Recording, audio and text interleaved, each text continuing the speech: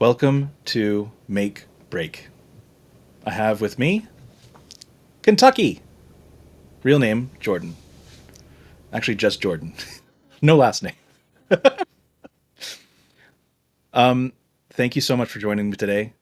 And it's a pleasure to speak with you again because we've spoken before. Not on a podcast, but like through Yeah, it's a what I pleasure to do. be here. Thank you for asking me. I've been looking forward to talking to you. Yeah, that's very rare for me to hear. So thank you. It's a very nice compliment.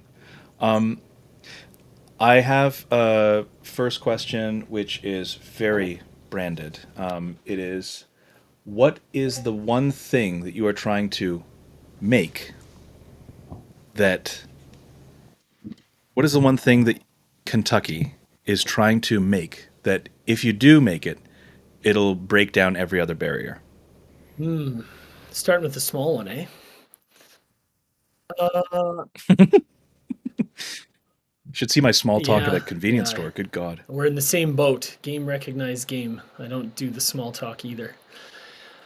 Um, you No. know, if I were to make one thing that would break everything else down, uh,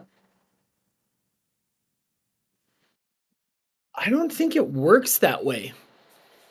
Just, I really don't, because if you have a success at something, whatever it is, like a relationship or a song, or you pay the bills, especially if you're a creative person for a living like I am, uh, you want the relationship to keep going. You don't want it to stay the same. You want it to be Right. better. You want to see where else you can get with it. If you write an amazing song that connects, that's great while it lasts. And then you want to write another one that connects. And if you pay the bills a month, a year, or a decade, you want to keep continuing to do that. And so I don't think, yeah, I really thought about it there. I don't think there's anything I could make that would break down everything else for me. But like, I want to be able to express myself freely and and not have to do anything other than writing. Mm. That's beautiful. That's the dream, right? Yeah, I've lived the dream and I've not lived it. And living it is better than not living it. Yeah, I think I've heard the statement of like life is a good life is just living the types of days that are good as much as possible and doing everything you can to maximize that occurrence. It's a very clinical, cold way of looking at it, but like kind of perfect Yeah, in a I way. look at it in a kind of a similar way. I think just from a different frame of reference, there's this old folk story. Uh, it may have originated with Tolstoy, but it's called The Three Questions. And I think looking at every day in the terms of have you ever heard of them? Okay. The three So it's a questions. No, story. I haven't. Loving that you've gone to Tolstoy though. We're a few minutes in Good. and I'm loving it. Uh, Yes, it hell yeah. is the three questions are uh, what is the right thing to do? When is the right time to do it? And who is the most important person? And I think if you live that way, you say, well, the most important thing to do is to help. The time to do things is always right now. And the most important person is the person in front of me. And I've found that to be a very effective spiritual advice for how to live. And it's similar to what you said, but I actually don't find it cold and clinical, what you said or what I said. I find it really practical. Yeah, that really is. But it's also like I love how deliciously I feel like there's something that I heard Sam Altman talk on a podcast recently, and I know that that's a name that we're not huge fans of as creative right now. That said, I survey as much knowledge as I can, and he said something really interesting about knowledge, which is that there's an aspect of it that we don't appreciate, but is something that we are always striving for, whether we know it or not, and it's that when knowledge is compressed. And what I like about, and he had a really tough time explaining it, But like when you're able to compress the knowledge in such a way that it's like this coiled spring that it's like this flat when it comes to you as a human, but then once you receive it, it expand. It's like a zip file, all of us in your mind. Because what you just said to me was three questions, but I understand that as having way larger implications and configurations and understanding of that. It's like having a pack of cards, and you don't realize how powerfully complex it is because you look at it at first and it's just kind of like, play with a pack of cards and whatever. But there are more configurations of the order of those cards than there are atoms in the universe, which is a very silly sounding fact, but actually stunningly Yeah, I think very it's much true. permutations and combinations always interested me from when you hear about them in math class in junior high. Just thinking of the amount of possibilities just based on the number of things there are. And all of the nerds in our society who are currently the most popular podcast guests, like these people who write about game theory and gambling and how life is essentially a series of luck, so you have to try to minimize your risk. I'm not saying I don't agree with all of those things. That's all information. It's obviously relatively correct.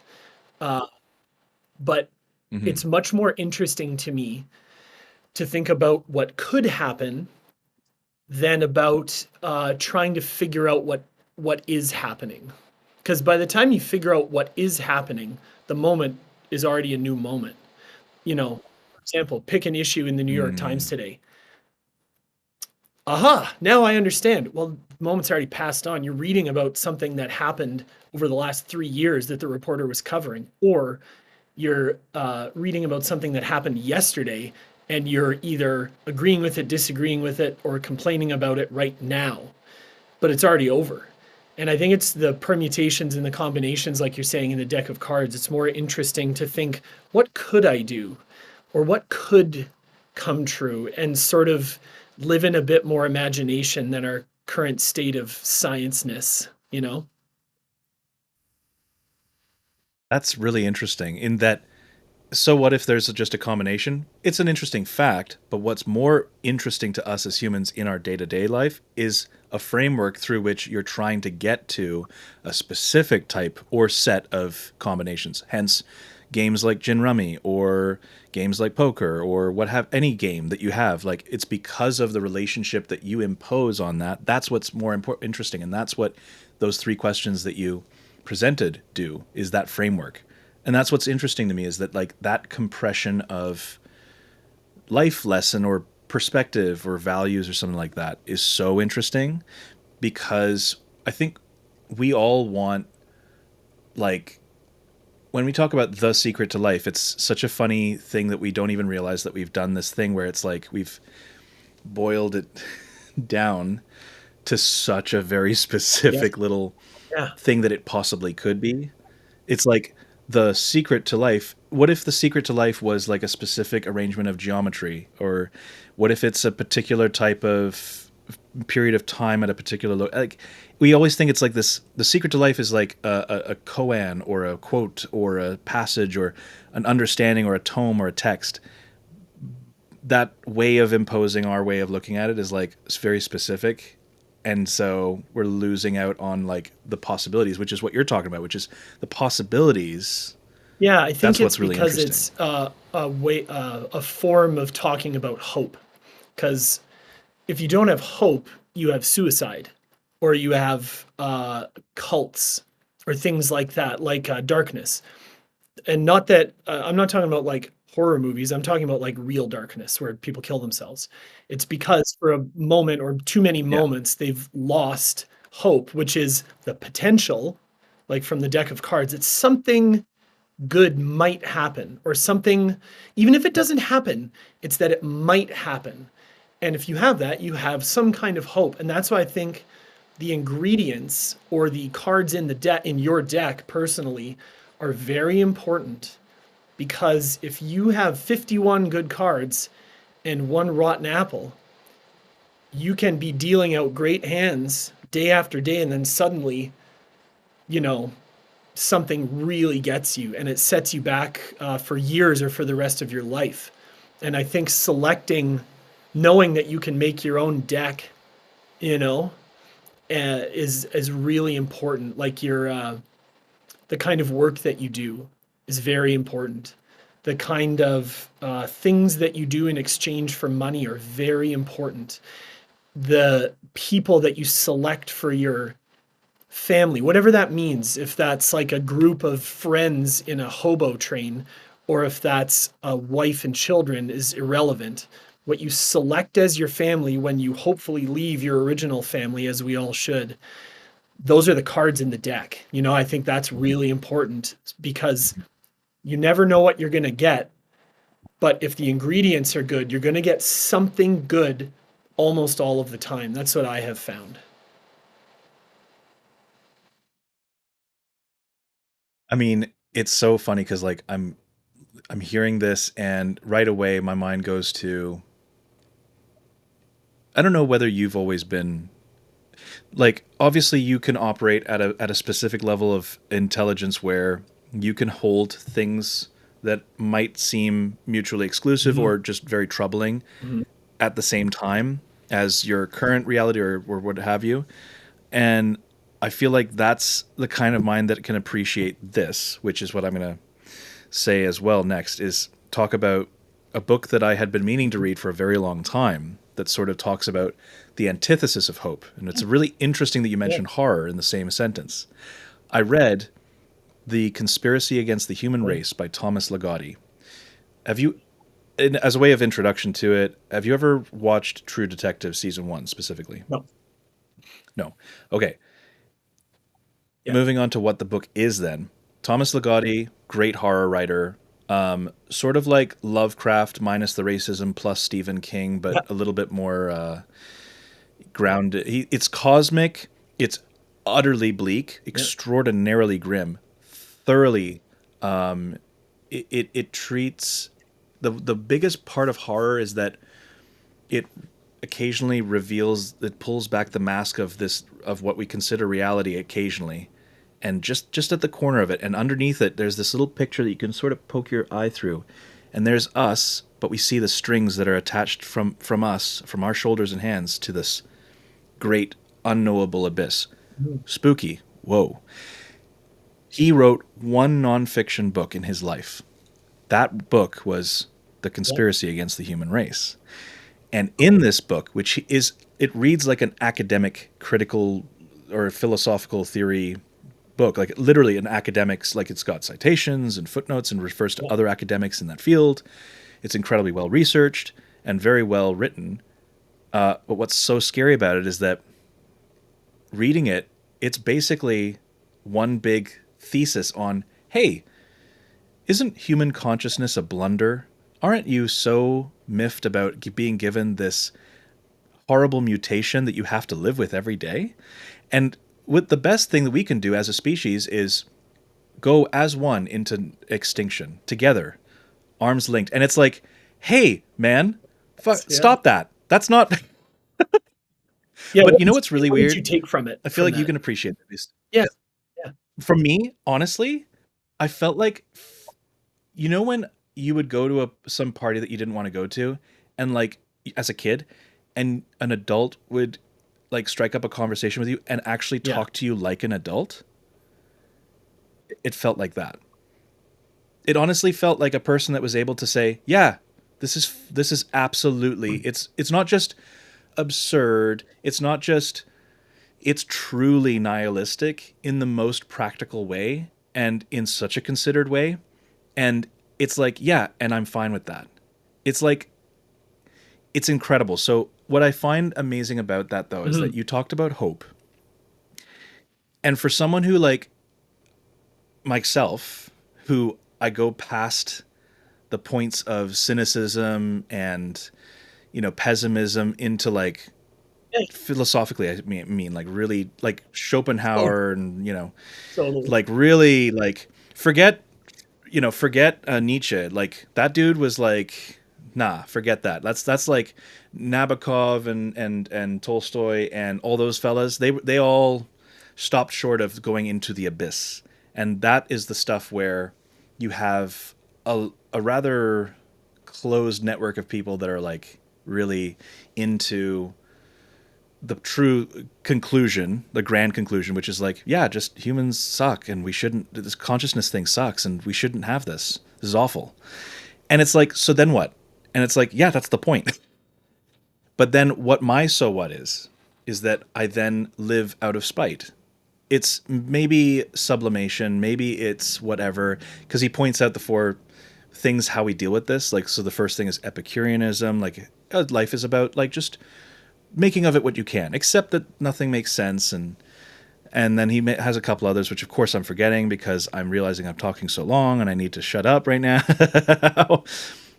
I guess all of that is to say, okay, I, however, have never actually been on the receiving end of mortality being withdrawn from me. I've seen death, Yeah. I've stared it in the face, but that's not the same as me No, they're at the different. risk of Yeah, the they're cutting of my different. thread, right? Uh-huh. You have, however.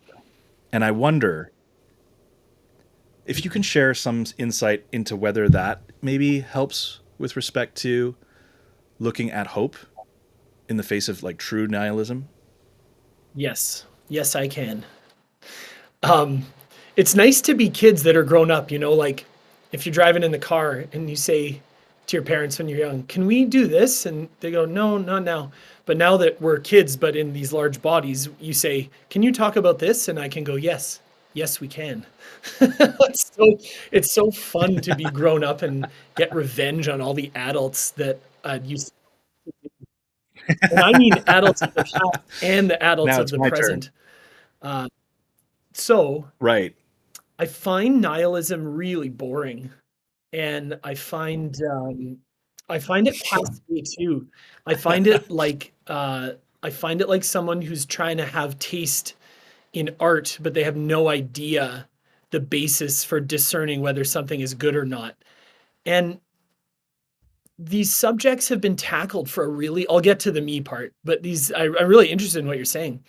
The subjects have been tackled for a long time about, hey, basically you could sum all that up with, hey, I didn't ask to be born. What the fuck? Yeah, me too. Every single person that's been born did not ask to be born.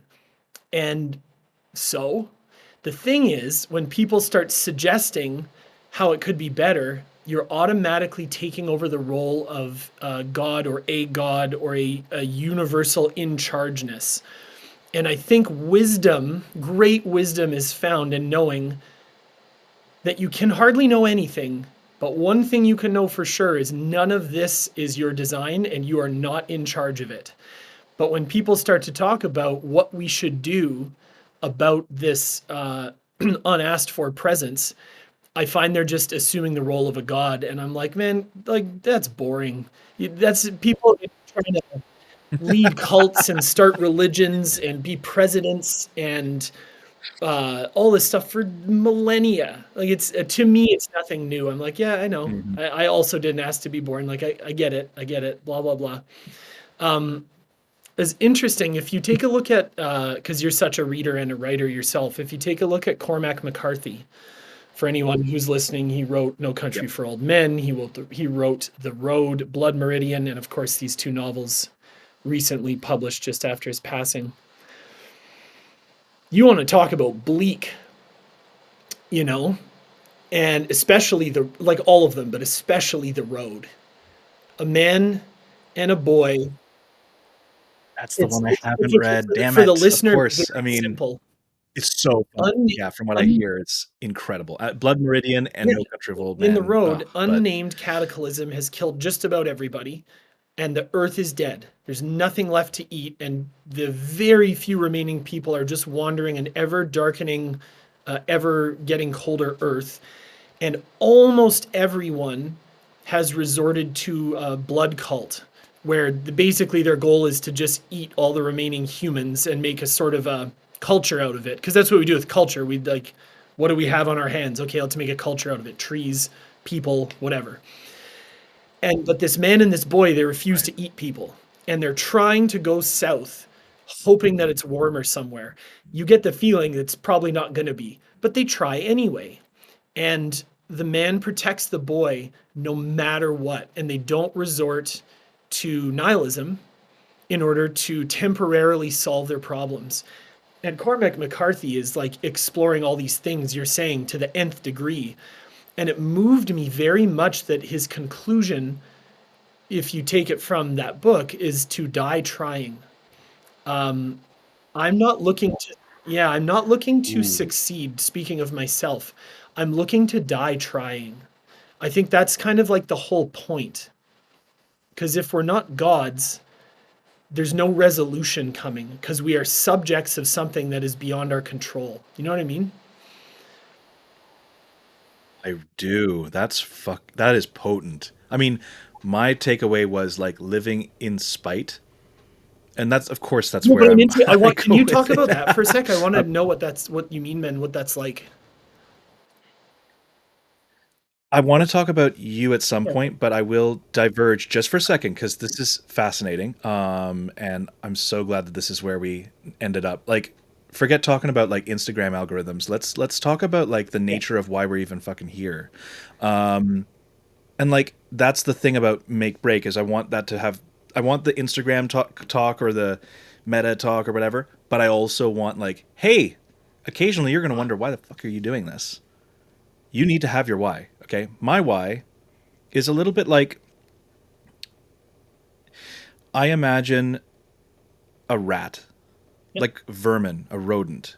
And what's really weird about the rat is that it is such an intelligent, such a well tuned creature. It is the hallmark, a highlight, really, Yeah. if you look at it objectively, as like one of the most fascinating products of an earth that did absolutely everything to hone and Mhm. sharpen its skill, its wit, its Yeah. survival, you know? Much like the cockroach, it I just don't. I don't think it's a endures no mistake matter that what. Stephen King's Night Shift collection essentially starts with Graveyard Shift with rats. I don't think it's a coincidence. Right. So what's fascinating as well is that we attribute so much horror to rats and vermin and rodents. I don't know if you remember the movie Ben from back in the day. It was about these experimental rats that go on a bit of a Yeah. rampage. This is like the 80s type stuff. There's also Secret of Nim, like these experimental rats that sort of like unlock that level of like, almost like a semi magical level of insight and intelligence. But it's like that figure of the rat, this rodent, this vermin, if I transpose my newfound disdain for humanity and its Yeah. consciousness onto the rat, I kind of feel like that's what the world that is so unknowable kind of must regard humanity as, or at least this earth that we do so much Yes. anthropomorphizing Yes. of, like this Mother Earth type Yeah. thing, which is so So funny true. because Mother Earth, Mother Yeah. Gaia, with all her, lilac dreads and her great green knowingness, has killed 99.99999% of all species Yeah. on the face of its planet, Yeah. like that have ever lived. Like that's not even, and I actually have to add more decimals to that because that's how many things have been brought to life So and the go living in spite done, part, how gone. does it come? I am but a rat is what I'm trying to come at is, and I promise that's not like I didn't try to intentionally create some like rhyming schema. I just literally think of it as like, well, what does the rat do? Does it sit around trying to figure out like the source of it, or does it just kind of get on with it, right? And I think that there is solace. Maybe it's cold comfort for some, but for me, I really gain something from like looking at it as like whenever I'm at my most down, most like this is utterly meaningless, and I come from it from that perspective, like where I am like this is just there's no reason to any of this, and it's like, yep, and we're gonna get food, and we're gonna have sex, and we're gonna do things, and we're gonna eat sugar, and that's how we do that. We Yeah. have biological impulses. So be it. That's the living out of spite for me. And I know it's kind of random and weird that I picked the rat as the character for this, but like I had such a hatred for them because I lived in a house called the Bro House. It was like 364 DuPont back Yeah. in 2007. I moved in, and by the time I moved out in 2010, it was infested with rats because it was Yeah. just a punk house. It was just it was so bad that the day I resolved to finally move out, I found rat shit Mm. in my underwear drawer. Yeah, it was, dude. This house was a night. Like, people don't know. Like, looking at me, you're like, I don't think that you were living in a slummy kind of thing. It was Yep. like, well, yeah, Yep. for a few years there, it was bad. But then that's, I think, why I Well, picked that particular animal. again, this is now the third time in this discussion. I agree with you, but I see it a different way. No, no, I agree with you. I just don't think that I put it in the same terms. I respond to life the same way you do, pretty much, it sounds like, but I don't call it living in spite. But I essentially Right. agree with you. That's why I was interested. I'm like, that sounds interesting. I think that, like for me, for example, I am, when you're so convinced of something that you cease to mention it, you just are it. I am absolutely convinced that everything Yes. I do has meaning while I'm alive. And then when the switch goes off, it's like I never existed. So I can get into like, what should I do about this? Or I can just be it. And then when I'm gone, I'm gone. Mm. But I didn't just arrive at that when I was 13, over at Tim Hortons when we used to do all of our important meetings with friends at Tim Hortons's. I had to go through a lot of philosophical journey for many, many years to arrive at that conclusion that absolutely everything I do has the meaning that I assign to it. And I don't really care what anyone else thinks about it. Although I'm very interested in what the people who I choose to be in my deck of cards think about it and might contribute to it or change it. And then when I'm gone, it's just over. That's fine with me, you know? Whoa. Because I don't control the overness, Yeah, I do. any debate that I do about it with myself is kind of a waste of time. Although, despite the fact that death is my favorite subject in all of my bands I've been in, all of my albums, everything, all my writing, it's my number one favorite. But it doesn't. Oh Even yeah, my before your whole near life, death my experience. family used to make fun of me. Like I would go visit them when I was in my second band, and I'd walk in the house and they'd just go, "Death!" Because I was always talking about it and singing about it. And I think that it's because I came to the conclusion that life is essentially being afraid of death.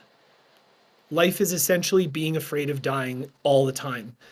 And it's what you do in spite of that or how you respond to that that makes your life what it is. But that's essentially what it is. Even if you look at it biologically, we are our physical bodies are terrified of dying 24 hours a day. You alluded to that. We need to eat sugar, we need to have a crap, we need to have sex. All of that is fear of dying. Our body is just trying to keep itself Yep. alive desperately. Yeah.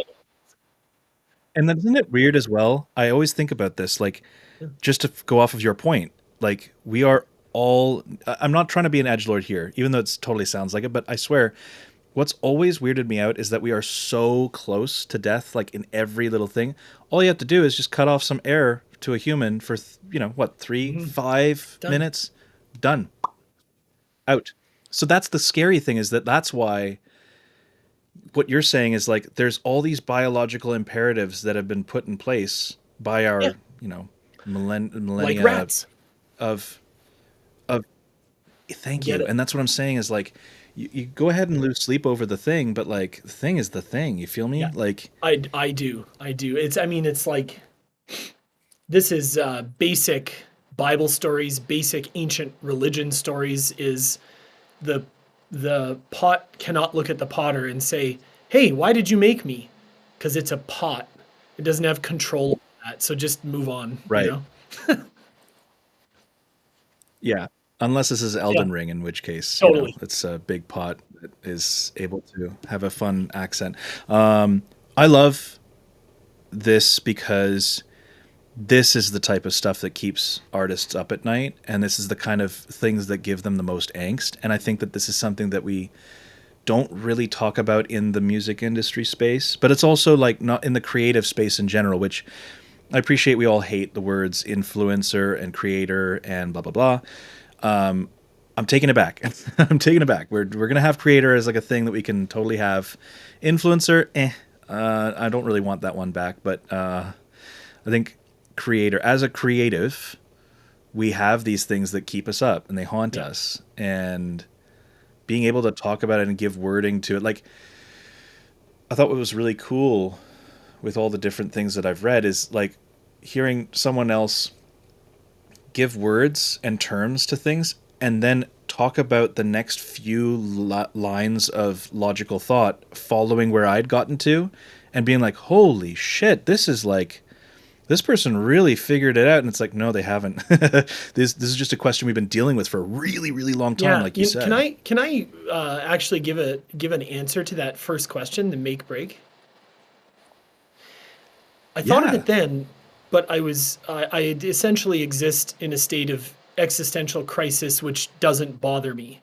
That's my natural state of being. But I have a real life answer, and I'm making myself be honest. I want to get paid. What would break everything else open is I get paid a bit. I would like to get paid more. I don't I don't need to get paid a Correct. lot, nor would I turn it down. It's irrelevant. I want to get paid more. That would break everything else open because money buys you the ability to have time. And unlike most people, I know what to do with my time and I know how to do it. And I've arrived at the place where I can synthesize, like your Sam Altman's little spring, uh, everything that has been my life so far and everything I've ingested from drugs to books, and I can do something with it. So I just want to get paid, Lance. And and and I'm too much of a That's realist to bang away at that goal in the traditional fashion because I just turned 43, and that sentence, you can just put that as a label on me, and the help that I would like, or the not help, the business partnership that I would like within the industry, I have some, but the partnership I would like, they would like to hear 23, not 43. And I'm hardly saying I'm up against it because I'm 43, but I'm not a person who can be developed. I'm not a person at that stage. Uh, and I'm dying to make a couple of more partnerships of basically people who will treat me like the walking dollar sign with legs that I am, so that we can have this mutually beneficial relationship that benefits the people who listen to my music and read my writing, because I know it's good. It's full of life because it deals with death. And I just want some help. this is beautiful because this is exactly the thing. It's a two-pronged thing that I've been dealing with lately, which is one, I read this book by Elizabeth Gilbert. She's also the author of Eat, Yeah. Pray, Love, which I've never read or watched the movie of. Funny enough, I know the premise. I'm well versed. It was her other book called Big Magic that I read, and it was so important to me. I've read it like three times. I first read it back in 2015, and that because of that book, it was the reason, the impetus for me, not only like finally deciding to go all in on writing, but I also wrote a manuscript that it doesn't matter. It's a manuscript. It's part of the process. I wrote it. It was like 300 and whatever pages of just like nothing. And I'm not being modest. People are like, "Oh, you're being too harsh." I'm like, I'm Just really something not. to Like, I get mean, done. truly, like if you read Yeah. I had no chops, no understanding of story. All the dialogue is I'm thinking it's cool in my Yeah. head, and then anyway, no discernible plot, whatever. But it's not about that. What I bring this up in response to what you just said, because in Big Magic she says the one of the big things that we have as a society, and I was just thinking about this morning, is that one of the most dangerous tropes that we have is the idea Yeah. of the starving artist. And I absolutely detest and do not in any way, shape, or form accept that. I don't think that Van Gogh, committing suicide was like this No, great, awesome thing. Fuck that agree. entirely. I Yeah. hate that shit so much. Every time people are like, well, you got to be down and out to. No, you actually don't. And in fact, the most creative I've ever been was when I had my needs taken care of, when I knew what was happening next, when I knew that I was living. The most productive I have ever been as a writer was when I had a reliable 9 to 5 job at Mercedes Benz.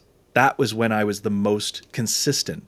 I had a great routine. Obviously, the jobs themselves, real wide diaspora, Yeah. like real wide spectrum of like being tolerable to wanting me to Mm, exit life. same. Yeah. Real wide slide scale there. But that's it. As I want not just this is the hardest thing is that, and this leads into the other point, which is like I've been thinking so much about what the remuneration, the compensation, the incentives are for people helping artists. And it just Mm. bugs me to no end. You know what I mean? Like for you, what would the most beneficial type of partnership, either traditional or new that hasn't Yeah, started, totally. be? A manager and a publisher, and a manager to go, okay, I just spend my days monetizing you, the human being, and I go, sounds good. It like there's obviously many levels of complexity and decisions have to be made, but that's the basic arrangement. And the other one is a publisher because I'm sitting in my studio, which the designer and builder of the Hips studio helped me make. And then Jody and I did the work, my wife Jody. And yeah, man, like I just write all the time. I can't have 5 jobs. I know you have 5 jobs. I can't have, I know too much. Uh, No, no. Many times Yeah. in life, I have had too many jobs. And it doesn't really matter what the jobs are. But like when you worked at Mercedes Benz, did you work at 5 different levels of the company structure? No, you worked at one or two. Three? Okay, there. Brief. So I got it. In fact, I actually was placed as like not an intern, Yeah, but like it was a work placement. And then I fought myself to full time, like grade 9 is what they call it. Grade 1 is like you're the goddamn managing, like you know, the CEO. But grade 9 is like your bottom of the barrel entry level. And even that, you have to like really fight to be part yeah. of like on their payroll. And then I graduated to a grade 8. And then I got all the way up to a grade 7. I was driving a company car by the time I was leaving. Actually, no, I got to a Quite the grade jump 6, from excuse the me. house, So it eh? was technically 4. It took me 4.5 years. And by the time we had to go back, my wife gets a residency spot here. And she's like, cool, we're getting back. And I'm like, yeah, can't wait. March 2020. Yeah, good timing. Super fun. But what I mean is though, you're asking me about that. Uh, you know, there are different, like how many people work directly for Mercedes? Oh my God. Lots. Yeah. That's essentially, Yeah. There's yeah, like Daimler itself. that's Yeah. Tens essentially of my thousands of people. point. No matter how many tasks one employee does, they're one of 10,000 people that make it run. Whatever the size of the operation is, uh, unless you are one of a very small handful of people, I don't think people should be doing all these different jobs at the same time because none of them get done with Mm. commitment. The quality is debatable because consuming habits are just as fucked up as the creators are. So they like hardly notice half the time when something is shit. But If Mhm. everybody was able to more focus on one or two things, and everything's perfect, but like even just three, but not seven, you know? And that's why I'm Mm. willing to do like three or four things, but not 10. I know too much. I've lived like that most of my life, and I'm not Yeah. going to do that anymore. That's interesting to note. So, like, I think that with the advent of LLMs and AI, everyone's kind of starting to realize that, like, everyone can be a bit of a generalist and, like, they can have a Yep. certain level of baseline, and that you're actually seeing that already and saying that the logical conclusion, which is the next step, which is like, no, the people that will be most effective or interesting are the people Right. that are And hyper niched. the that what you're saying and what I'm saying is a part of what's causing this gigantic homogenization of a worldwide culture. Culture is being homogenized. When you go through the Spotify top 50, there might be some good songs in there or even great ones, but you can barely tell the difference between most of the songs from one song to another because our culture is homogenized because people are not specializing in just doing one thing. And it would, I don't want to get this off track because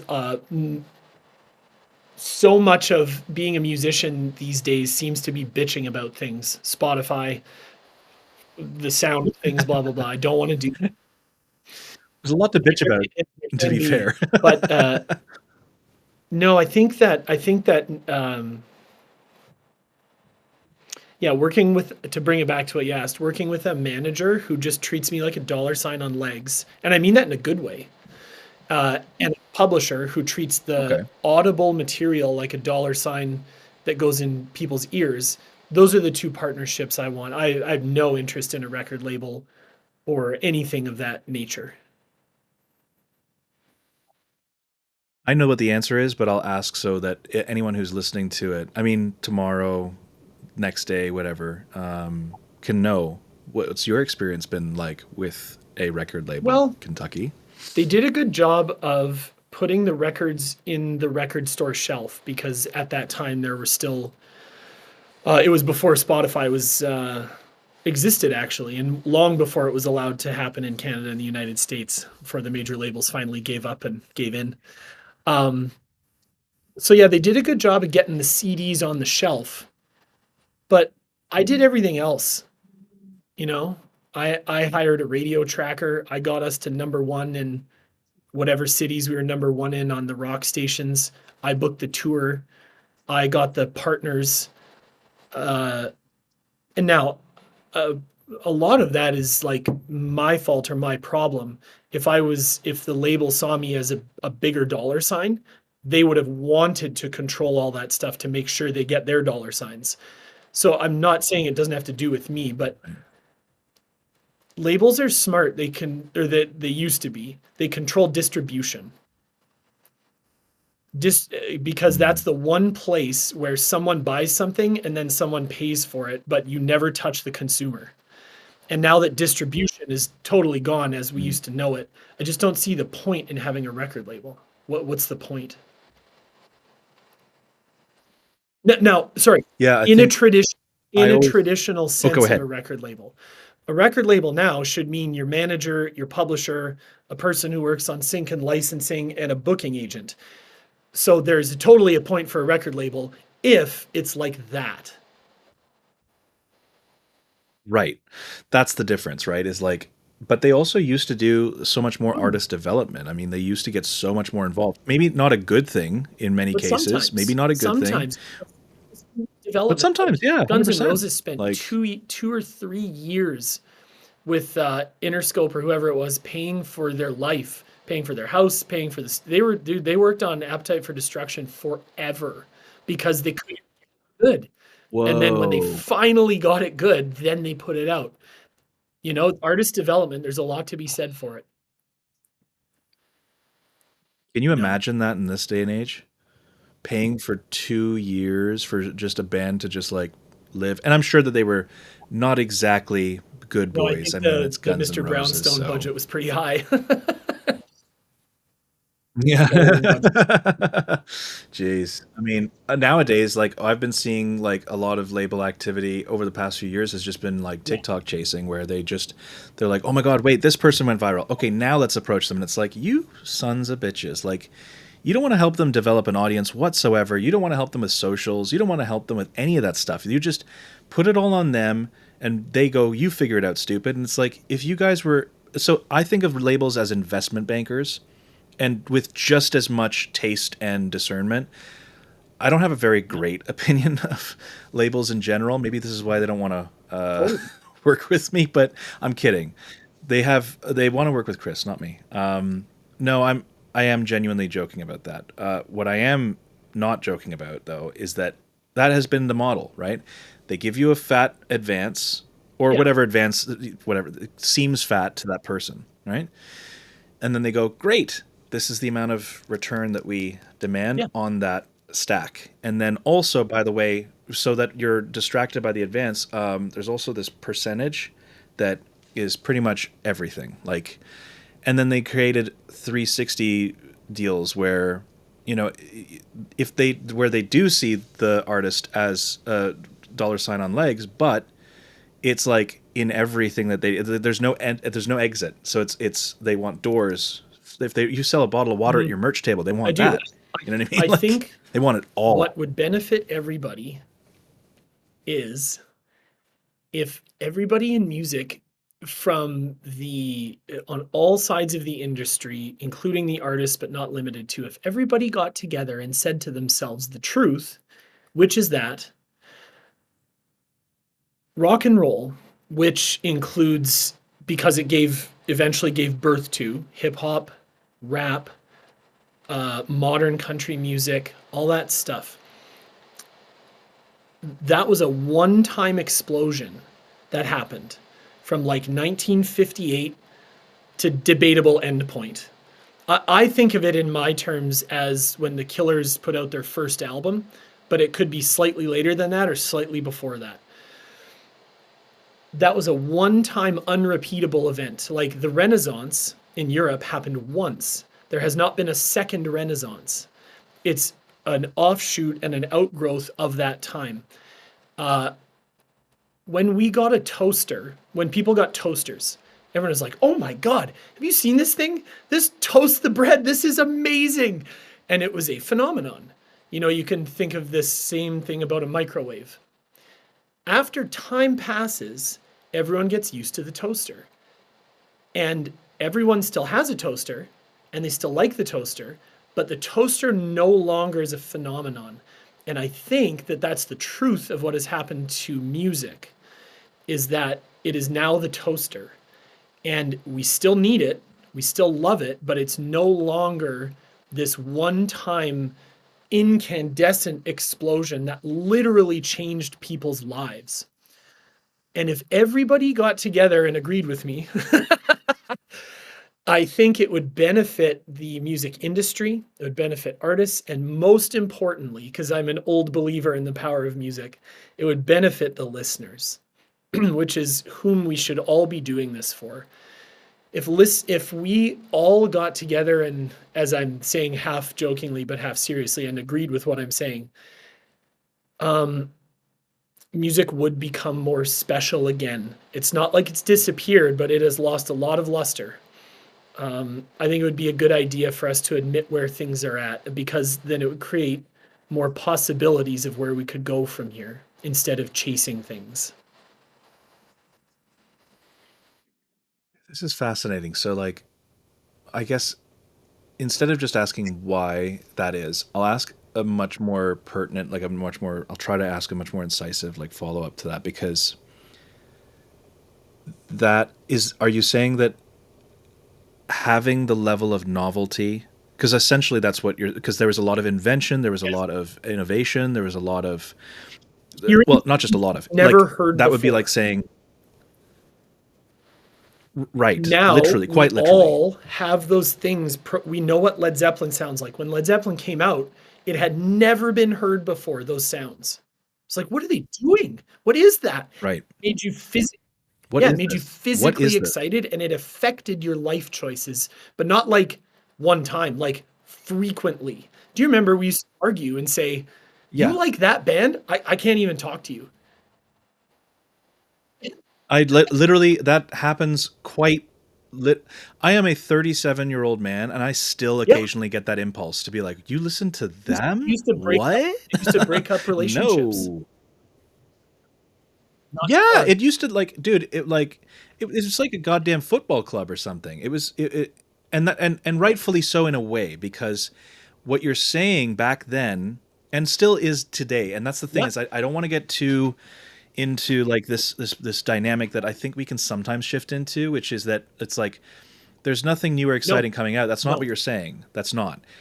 However, has it been done before? Yes. Quite literally, yes, because there's a finite number of chords, there's a finite number of notes, there's a finite number, and so there is with like thing. But just like we were talking about, bringing it back from the beginning, it's all about the framework. We've reached the critical mass of frameworks. The only thing that's innovative now is just combining subgenres in Yeah, and unexpected even that ways. is tough. Like, what Like hasn't been tried, you know? that's what I'm saying though, is that like, so when you combine, it's like, hey, I'm taking like a Mhm. reggaeton approach to Yeah. gent, and it's like, what the fuck, what are what? Or you're taking like, hyper pop with, black metal, and it's like, what are you like, why would you do that? Like, these Yeah. are just, but these are just rolls of the dice, in terms of like, there's only a certain number of combinations, maybe there's a lot of combinations, but that's the thing that's left, is like just the Yeah, and variations. I don't know what needs to come next, but I can feel it, something. And classical music is a proof of my concept. Classical music, in the form that we think of it, was a one-time explosion that lasted longer than rock and roll. But since then,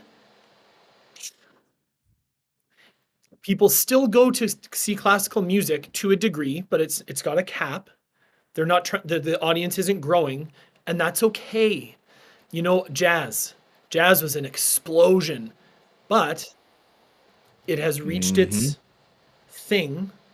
And yeah, numbers this year, after COVID, people started listening to jazz more because they wanted to express their emotions and chill the fuck out. But my point is, the most successful jazz label, Blue Note, they're not trying to grow their audience year over year. They're trying to do good work in the genre they do it in and make sure they get it to the people who appreciate it. And I think there's something contained in that. You know, like, let's say that people who like the genre of music I make, that's cool. I would like to just find them and serve them, and that we would all benefit from that approach and have a more realistic uh, outlook, I guess. I think this ties into a number of different facets that we can't get away from, which is time, which obviously all of our time is getting gobbled up. All of it. It's just getting eaten up. Because, like, even this right here, right now, I'm doing this as part of my. I don't, everybody has an ulterior motive and has to now, because they need to serve themselves financially as Mhm. well as creatively. So nothing can just exist as like just a chat between friends. It how now has to be like this serviceable, marketable moment that is then distributed, and then you cut up for social media, and then you use and repurpose into other things. It's like we're just dog fooding everything into this Yeah. flywheel of content. And we're doing that with like our lives. We're doing that with like, hey, I'm going to go for a walk. I'm going to listen to this podcast or listen to this album, because I won't get the time to just do it down Yeah. and do that separately. I won't get the time to I want to fit more things in, and because I have to, because I don't work an 8-hour job anymore, because I have the gig economy where I'm just constantly feeling the call of driving or delivering or working these random things to make ends meet. And I think that the ability to sit down and enjoy music, or to attend shows, by the way, that's a whole other ball Mhm. game. Oh my god. Like, because then, yeah, I think there's so many I, I feel the same there's way, so Lance. many It's like prongs. I have to stop myself from thinking about it because there's so much to it. Yeah, it's a very big question of like, how do we where do we go from here?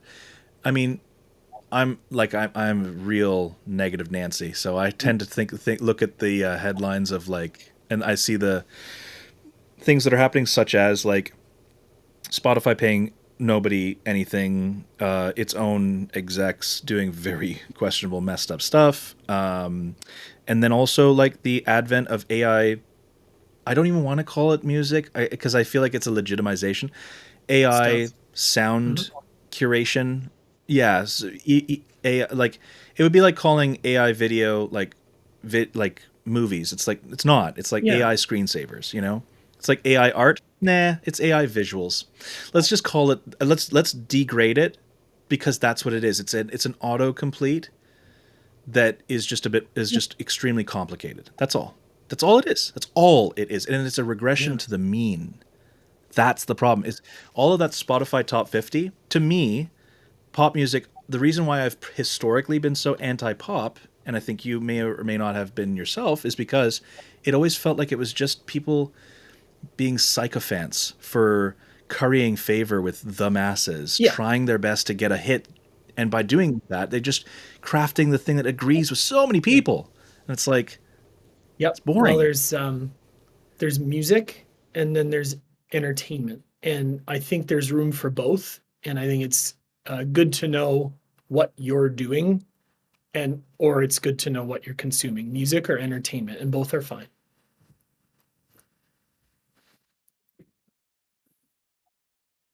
I guess the other part of this is like the culture part. I came from hardcore, so hardcore is very much like a Yes. very insular community. It's not something that you can just waltz into. I've seen that happen, and I've seen how poorly it ended for that person because they conducted themselves in a manner that is not Yep. conducive to hardcore.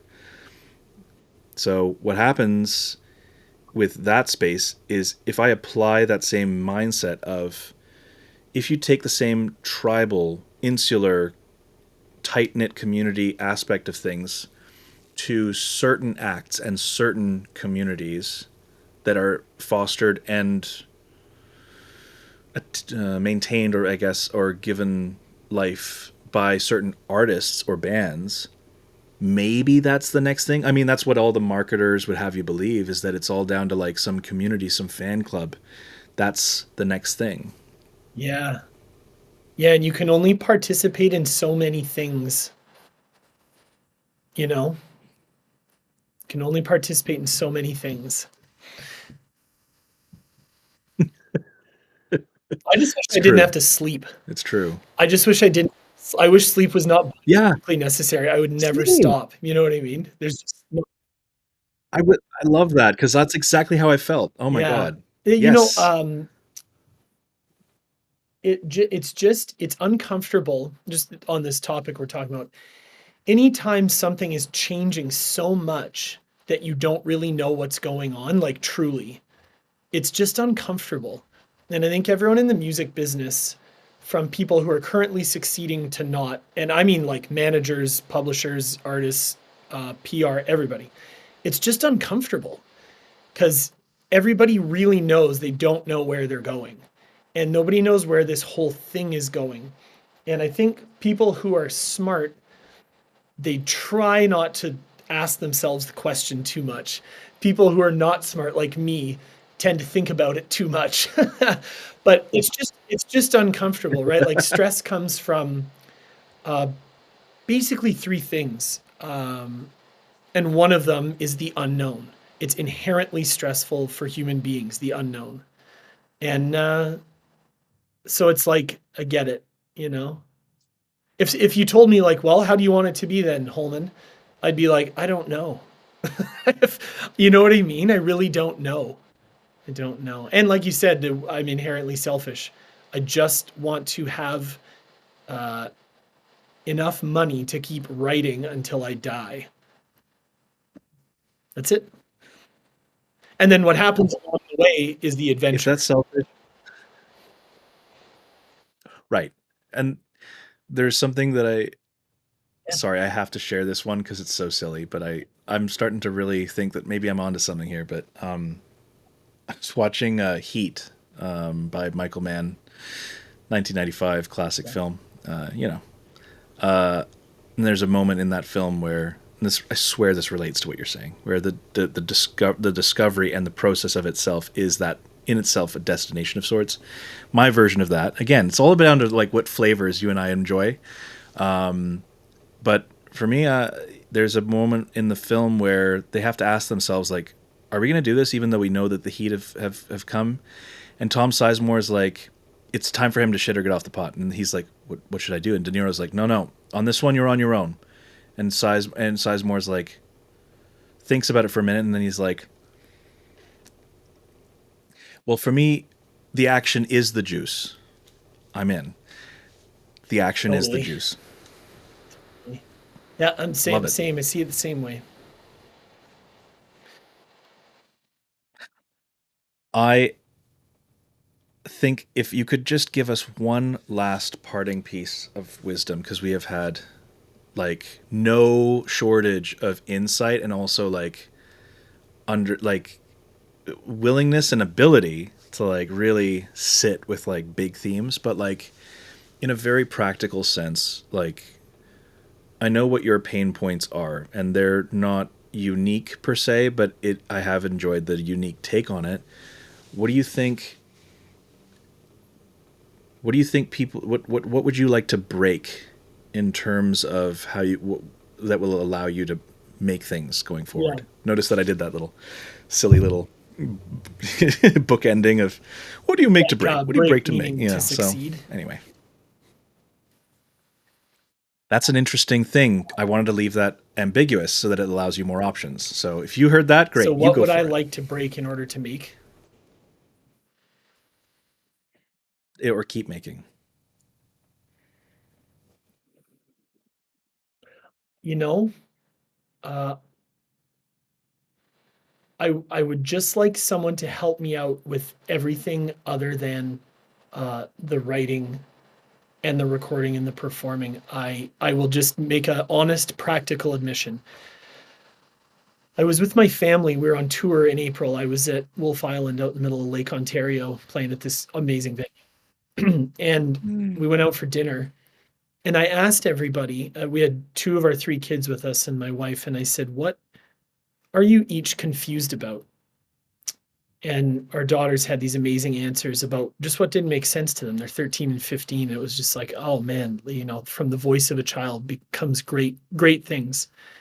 We then learned that my wife is not confused about anything and never has been, which shocked us all. She, uh, her drama in the drama that we all have in life is in uh, acting upon what she is certain about, but she's not finds herself never confused about how she sees things or why she thinks things happen. And it got to me, and obviously I'm asking for a reason. And I almost cried. I said, to be honest, I'm so confused because I am totally clear that what I write and record and perform has meaning and value. And I hear a very loud voice 24 hours a day telling me to do it and only it. And I can't understand why I don't have more just help in getting it out there and or connecting with people. And it confuses me deeply every day.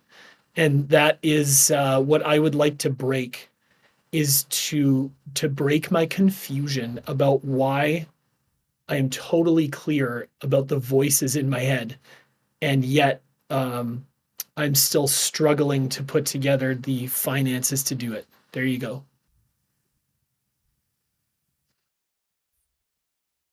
Wow. God damn. Thank you for sharing that. I think that any response that I could Oh man, come up to I that hate is going to being be honest. I like just have an just agreement with uh, myself that I have to try to be.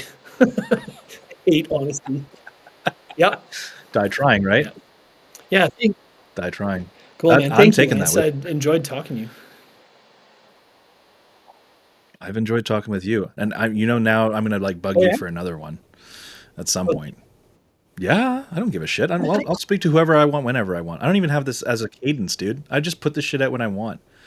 Enough of this, like, every Tuesday. Nope, not committing to that at all. You get what We you are get, grown-up and you don't get children. We do upset. what we want. Okay. Revenge. Thank Revenge. you. Exactly. Stop. Correct. Stop putting so much goddamn pressure on it. No, I really, really appreciated talking to you, and God, you got me a lot of things to think about now. I mean, not that I Oh, didn't have any shortage before, but very specific things cool. to You too. ruminate on. Thank you. Let's try and like fix it all together. What do you think? Let's just all fix the entire I industry. I say that to when my wife and I have like a very philosophical debate about something tangible. When we come to that end of it, I always say, "Well, we've solved all the problems, and yet accomplished nothing." Yeah. Great. Well, yeah, and yet accomplish nothing's great. God damn. All right. Well, thank you yet again, and yeah, Appreciate it, Lance. Enjoyed it. thank you.